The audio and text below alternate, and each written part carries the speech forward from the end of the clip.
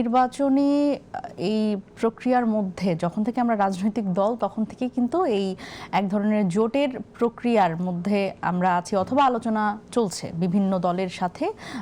আমাদের এক ধরনের রাজনৈতিক লিয়াজো কমিটি আছে আমাদের, সেই কমিটির মাধ্যমে কিন্তু বিভিন্ন দলের সাথে আসলে আদর্শিক না বরং রাজনৈতিক কোনো জোট করা যায় কিনা নির্বাচনকে সামনে রেখে অথবা সংস্কারকে সামনে রেখে এই ধরনের আলাপ কিন্তু আমাদের সবসময় ছিল। তারই ধারাবাহিকতায় আমরা কিন্তু এই মাসেই একটি জোটের আপনারা দেখেছেন যে আত্মপ্রকাশ ঘটেছিল যে ত্রিদলীয় একটা জোট, সেটা হচ্ছে এবি পার্টি, এনসিপি এবং রাষ্ট্র সংস্কার আন্দোলন। তো সেই জায়গা থেকে কিন্তু আমার মনে হয় যে এনসিপি বোধহয় একমাত্র রাজনৈতিক দল যে কিনা এক মাসে দুটি জোটে আসলে সংযুক্ত হয়েছে। এবং এই আগের আমরা কিন্তু শুনেছি প্রেস ব্রিফিংয়ের মাধ্যমে যে হাসান কায়েম ভাই উনি কিন্তু বলেছিল যে আসলে যেই প্রক্রিয়া যেই শর্তগুলি আর কি ছিল সেখানে কিন্তু তাদের পক্ষ থেকে কোনো ধরনের সিগন্যাল বা আমাদের পক্ষ থেকে কোনো ধরনের সিগন্যাল দেওয়া হয়নি বা তাদের আনুষ্ঠানিকভাবে বা অনানুষ্ঠানিকভাবে কোনো কিছু জানানো হয়নি যে সেই জোটটিতে আমরা থাকছি না বা নতুন কোনো জোটে আমরা যাচ্ছি কিনা এই ব্যাপারে কোনো ধরনের সিগন্যাল তাদের দেওয়া হয়নি বা আলোচনা হয়নি।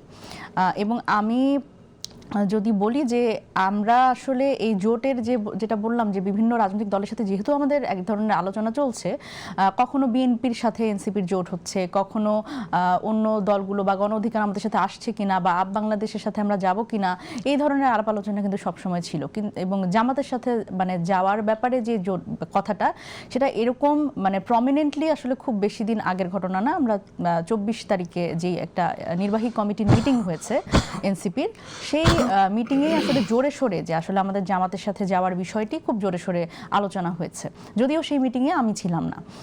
পরবর্তীতে যখন আমি জানলাম তখন সম্ভবত 26 তারিখে সেদিন আমরা কয়েকজন নারী নেত্রী আমরা আহ্বায়কের সাথে আসলে দেখা করি যে এটির বিষয়ে আমাদের যে এক ধরনের অবস্থান সেটি আসলে তার কাছে ব্যাখ্যা করি এবং এই জোটটির ব্যাপারে সবকিছু ফাইনাল কিনা বা এর থেকে আসলে সরে আসার কোনো সুযোগ আছে কিনা এই প্রশ্নগুলি আসলে করি এবং সার্বিকভাবে আলোচনা করি নির্বাচনের ব্যাপারে। আমি একটু বলে রাখতে চাই ব্যক্তিগতভাবে আমি এই জোটটি অবশ্যই কারণ সেই কারণেই আমি নির্বাচন থেকে নিজেকে প্রত্যাহার করেছি। আমি নওগাঁ 5 আসনের এনসিপি কর্তৃক মনোনীত প্রার্থী ছিলাম, যেখানে কিন্তু প্রথমে শর্ত ছিল আমরা যেটা জানতাম সেটা হচ্ছে এনসিপি স্বতন্ত্রভাবে 300 আসনে প্রার্থী দিবে এবং 125 জনকে মনোনয়ন দেয়া হয়েছিল, আমি তাদের মধ্যে একজন। সুতরাং এই জায়গা থেকে একেবারে ড্রাস্টিক একটা মুভ যে জামাতের সাথে যখন আসলে জোট সেখানে 35 থেকে 40টি আসন সমঝোতা এবং এটি রাজনৈতিক কৌশল বলা হচ্ছে এবং বাকি আসনগুলোতে কোনো ধরনের প্রার্থী দেয়া হবে না এই ধরনের একটা কথা বলা হচ্ছে। সুতরাং এটি একটা খুব বড় ধরনের পরিবর্তন আগের কথার থেকে। আমি যদি বলি যে আমাদের সাংগঠনিকভাবে যে আগের বক্তব্য সেই বক্তব্যের সেটি কোনো ধরনের সুরাহা না করে বা সমাধান না করে হঠাৎ করে এই ধরনের একটা সিদ্ধান্ত এবং আলাপ আলোচনার ভিত্তিতে যখন আমরা বলেছি সেই সিদ্ধান্ত থেকে সরে আসার কোনো উপায় নেই, আমরা এটাই জেনেছি।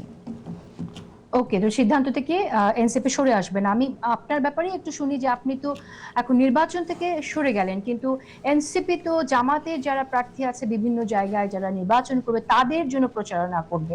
এখন আপনার এলাকায় যে জামাতের প্রার্থী তার জন্য আপনি প্রচারণা করবেন কিনা বা দেশের অন্যান্য জায়গায় জামাতের যারা প্রার্থী আছে তাদের পক্ষে কথা বলবেন কিনা? না, আমার ব্যক্তিগত পজিশন তো আমি জানিয়েছি যে এই জোটটি আমি যদি বলি নীতিগত পজিশন আমার সেই পজিশনের সাথে যায় না। দেখেন, রাজনীতি তো আসলে অবশ্যই এখানে নীতিটা থাকতে হবে, রাজনীতির মধ্যে নীতিটা তো খুবই প্রমিনেন্ট ব্যাপার। এবং আরেকটা ব্যাপার হচ্ছে এখন কিন্তু ফেসবুকে আপনি দেখবেন যে এই আমাদের আসলে এই পজিশনের কারণে একটা কথা খুব মানুষ বলা বলি করছে যে ব্যক্তির চেয়ে দল বড়, দলের থেকে দেশ বড়, এই ব্যাপারটা। দেখেন, আমার দলের প্রতি একটা অবশ্যই কমিটমেন্ট আছে, কিন্তু তার থেকে বড় কমিটমেন্ট হচ্ছে আমার গণ অভ্যুত্থানের কমিটমেন্ট এবং মানুষের সাথে কমিটমেন্ট, মানুষের মানুষের কাছে কমিটমেন্ট। দেখেন যেই আসনগুলোর কথা বলছি, যেই আসনে আসলে শাপলাকলি প্রার্থী দিবে না, সেই আসনগুলোতে আমার তরুণ যারা ভোটার আছে তার কাছে কিন্তু আমার কমিটমেন্ট আছে। সেইখানে কিন্তু আমি তার সাথে এক ধরনের প্রতারণা করছি বা তাকে বঞ্চিত করছি শাপলাকলিতে ভোট দেবার থেকে।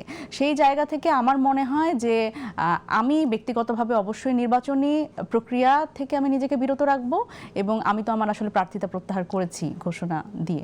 কিন্তু এটা ব্যাপারটা আসলে কি খুব সহজ মনে হয়? কারণ আপনি তো আসলে এনসিপি তে আছেন, এনসিপির একজন নেত্রী হিসেবে আপনি নীতিগত ভাবে এক না হলেও দলের যে প্রিন্সিপাল, দলের যে সিদ্ধান্ত, সেটার বাইরে তো আপনি যেতে পারবেন না। আপনি যখন কথা বলবেন তখন তো আপনার কথা নিশ্চয়ই এনসিপির বিপক্ষে সবসময় ভবিষ্যতে যাওয়াটা কি প্রচারণার সময় কথাটা ব্যাপারটা খুব ইজি হবে কিনা, মানে আপনি দলের ভেতরেই দলের নীতির সাথে ফাইট করে আসলে পেরে উঠবেন কিনা?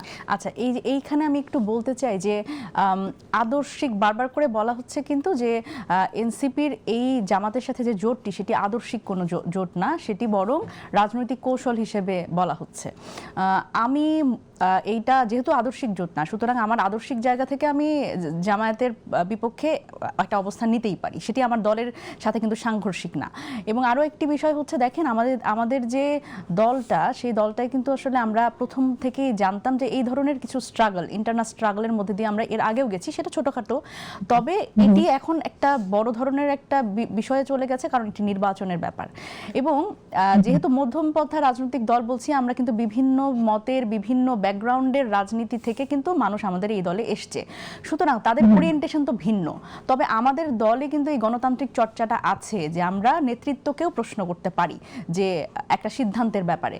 তো সেই জায়গা থেকে আমার অবস্থান আমি জানিয়েছি। সেই গণতন্ত্রের চর্চার সুফল কি পেলেন আপনারা? সত্যিকার অর্থে এটি তো অবশ্যই একটা হতাশাজনক ব্যাপারই।